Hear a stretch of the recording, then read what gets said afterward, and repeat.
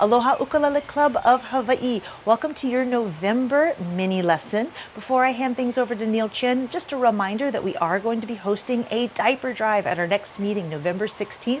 So make sure to bring dollars and or diapers to the meeting. If you're joining us virtually, you can always make a donation directly to alohadiaperbank.org, or we are accepting donations at fourstringsataTime.org. Anything that we receive on November 16th will go directly to Aloha Diaper Bank. They supply diapers and other needs to families all across our islands, not just Oahu. So looking forward to seeing you guys November 16th at 9 a.m. Hawaii time. And now, Mr. Neal Chin. Aloha ukulele friends, this is Neal Chin here, and welcome back for another lesson here at Four Strings at a Time. Really excited to share with you folks this great chord progression that you can use in a lot of tunes that you play, in particular Hapa Haole tunes, but anything that kind of has a little bit more of a, for lack of a better word, kind of jazzy kind of effect. Okay? This lovely chord progression you might have heard before, and it sounds something like this.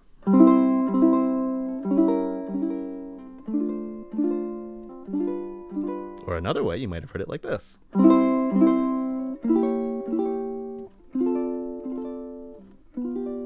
Okay. Either way, this lovely chord progression, or this vamp, if you will, right, is a common turnaround for a lot of, again, these Hapa Haole songs, or a lot of jazzy swing tunes, you know? And kind of its formal name here, we would refer to this as in essence, a one sharp diminish, a 2, and a 5. Okay, let's take a little bit of a closer peek at what that means. Yeah, let's see. Boop. There we go. Now, if those numbers don't make sense, don't worry. It's a great system, of course, to learn. And as you slowly acquire that knowledge, I think it's also, of course, very important to accompany each one of those numbers with just the direct chord, the literal chord. So here, we'll take a look at that here. So in this case of our 1, again, that's a C major chord, which we'll just play, just for now, just right down over here.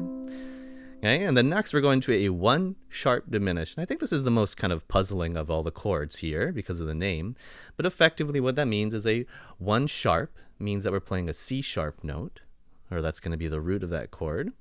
And we're making a diminish. Okay, or in essence should look something like this. 0, 1, 0, 1. Just a 2-finger chord here. Nice tension, real juicy sounding chord. Okay, that's your 1 sharp diminish. Adds a lot of tension. And then moves us over, of course, to our 2 chord. Today I'm playing this over as a D minor 7. Okay, that's just D minor with that extra little friend there with your pinky down. But of course, just a regular D minor will be perfectly fine too. A little bit of a different sound, but the same color. And of course, good old reliable, to wrap us up, we have our 5 chord, or C, D, E, F, G, or G dominant 7, our beloved G7 chord. This also creates tension and pushes us over back to the 1 and helps us kind of loop this chord progression over and over. So again, we have 1, which is C, or C major, I should say. Then we have a C sharp diminished 7. Whew, what a lengthy name. But what a beautiful chord. Then we're going to go over to D minor, or D minor 7. I'm going to use that D minor 7. I like the sound of the pinky down there. And then G dominant 7 to wrap us up. Okay, or to add tension over to the 1. Okay. Now let's play this together a little bit here at tempo. Okay, and we'll just do kind of a nice easy swing. So just big down strums, and you know, I always like to think of this kind of feeling, so to say, as just a lovely walk across the beach. You know, a lovely walk down the river, right? So nice and slow, and take your time, right? So for example, maybe at a nice walking speed, like a 1, 2, 3, 4. 1, 2. What we'll do first is we'll do 4 beats on each chord, and then we'll slow that down to 2, or speed that up to 2, depending how you want to think about it. All right, let's take a peek at it, and of course, play what you can, and if not, pause and rewind and give it a go again. As we know, learning happens incrementally, friends. Give yourself the time and grace. 1, 2, here we go. We go 1, 2, 3, then we switch C sharp diminished 7, 3, 4, then our D minor 7, and then it goes over to G dominant 7, just like that. Let's do that a couple of times. So it's C, 2, 3, then it's C sharp diminished 7, and then it's D minor 2, 3, and then G7. Let's do that one more time. Okay, we have C, 2, 3, then C sharp diminished. Ooh, tension. Our 2 chord, and then the 5, 2, 3, and it resolves on C. Yeah, kind of generally speaking, when we're thinking about harmony, we want to think about where we're going or how the progression or set of chords we're playing will resolve. And in this case, every time that we come back to C, give yourself a nice big sigh of relief that the resolution is there. Okay. Now let's go ahead and play it 2 beats apiece, because this is often how we'll see this. Okay, and kind of shortens the phrase, so to say. What we'll actually even do is we'll pick it up just a little bit, just to kind of get a little bit of a feel too. Okay, so same idea, but 2 beats apiece. Okay, and so maybe if a light jog or a brisk walk, if you in tempo. Okay, so maybe we'll go like 1, 2, 3, 4, 1. So if we're moving at this pace, right, it'd be the first chord, then the next chord, then the next chord, then the next chord. And we'll loop it a couple of times. Okay, and again, if you get lost, just hop back on the bike. Give it a go. Ready? 1, 2, 3 from the top. Go C, C sharp, D minor, G7. Okay?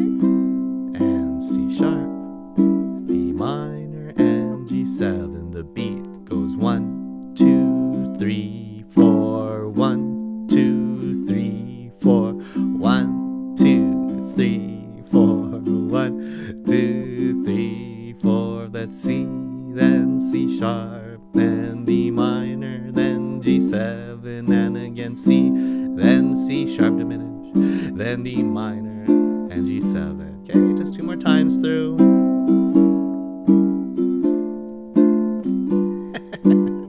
Ladies and gentlemen, welcome to the stage. And C. Okay. So that effectively is, again, our 1, I can't do it with my fingers, sharp 1, diminish, a 2, and a 5 chord. A great jazz turnaround, a great swing turnaround.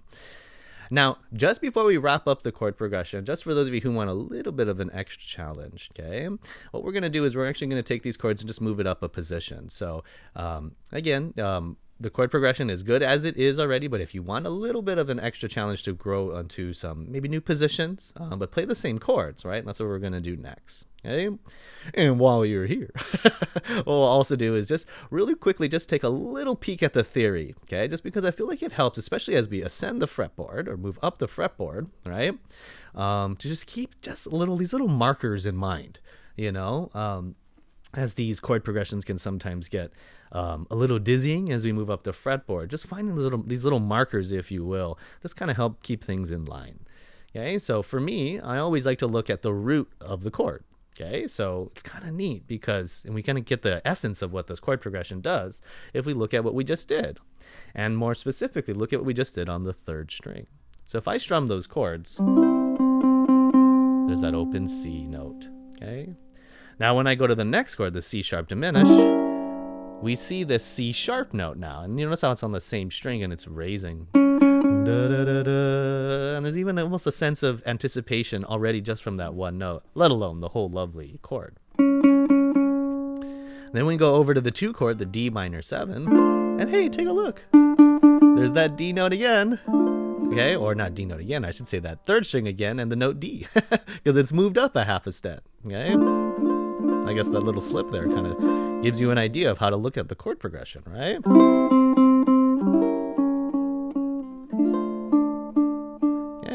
And then when we get over to G dominant 7th for today's lesson, what we're going to do is we're just going to keep that note in the same spot. Because when we do G7, you notice how it stays right there. Okay? And again, if this doesn't make sense, the theory-wise, don't worry about it. We'll come back to it. Okay? Come back to the lesson, I should say, and it'll make more and more sense as you continue to practice. Okay? Because if we take the same idea, here are the notes C, C sharp, and D. Okay? Just like we did here, but an octave up. So it's kind of nice because what we can do is this. We can play C like this. And you notice I'm using my pinky. Nudge, nudge, wink, wink. Okay, for C major, same old. But now when we play C sharp diminish, what we'll do instead is we'll bring it up to the next position. Here I'm playing 3-4-3-4 to grab it. Okay, just like how all those other diminished 7 shapes look. Okay, and if you take a look underneath our pinky here, okay, there's that C sharp note and that tension. Now when we go over to D minor 7, okay, instead of playing it down here, what we'll do is get a nice elegant position of just barring the 5th fret. And when we're barring this 5th fret over here too, hey, check it out. There's that note D. Okay, and so we get the same movement, the same idea, but an octave up. Okay, I'm gonna pick this A string so you can hear it. Okay, even when I go to the next one. Okay, that rising feeling. And same thing when we get to G7 or G dominant 7. We're just going to return back here to good old reliable in the 2nd position. So this is going to be 4-5-3-5. Kind of looks like an F almost. Okay, and this gives us that note there too. That D where it stays the same. Okay, and it's kind of a nice way. I mean, my goodness, I think already by doing this, you're changing it up, so to say. But by doing this, you're even further changing it up. Okay, so just to wrap us up, okay, let's play it again one more time, the chord progression, and you choose the route that you'd like to do. In fact, I think it's really nice, especially at a place like club, right, where some people will play it down here and some people will play it here. Because truly, right, as they blend together, I think that's when we get the best sound. You get a nice wide picture, and hey, we're all playing, of course, just ukuleles too, which is fascinating and beautiful. Okay, so please choose the route that you'd like. I'm going to ping pong back and forth between the 2 positions so you can get an idea. I'm going to actually kick back our brisk walk. We're going to go back to a regular walk, but 2 beats apiece, okay, to get the real turnaround feel. All right, so starting from C, let's give it a go, guys. And of course, as always, just try your best, play as much of it as you can, and you know, enjoy the sound of your lovely ukulele. Here we go. 1, 2, 3, 4. We'll go 1, 2, 3, 4.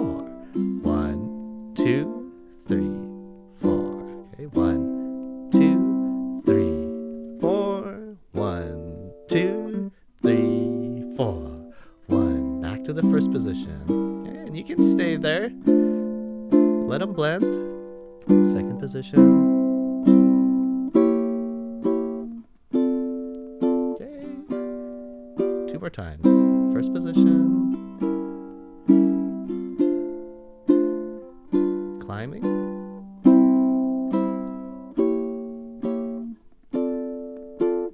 And then, of course, regardless of position that you play, if you want to resolve what you're doing, go home to C. Oh, C. All right, ukulele friends, that's going to cover our lesson here for 4 strings at a time, covering the 1 sharp diminished, 2, and 5. A great jazz turnaround for a lot of swing tunes, of course, Hapa Haole tunes as well. Okay. I hope you enjoy the lesson. Again, as a just a reminder here that growth happens incrementally. So, you know, please go ahead and feel free to pause, rewind the video, and come back to it later. Yeah. Especially with all the jargony stuff with like the theory and whatnot. Sometimes it just takes a little bit of time to get used to hearing those words and whatnot for a lot of the ideas and sounds that are probably already in your ears, I should say. All right. So have fun. We'll see you at club. And on that note, aloha.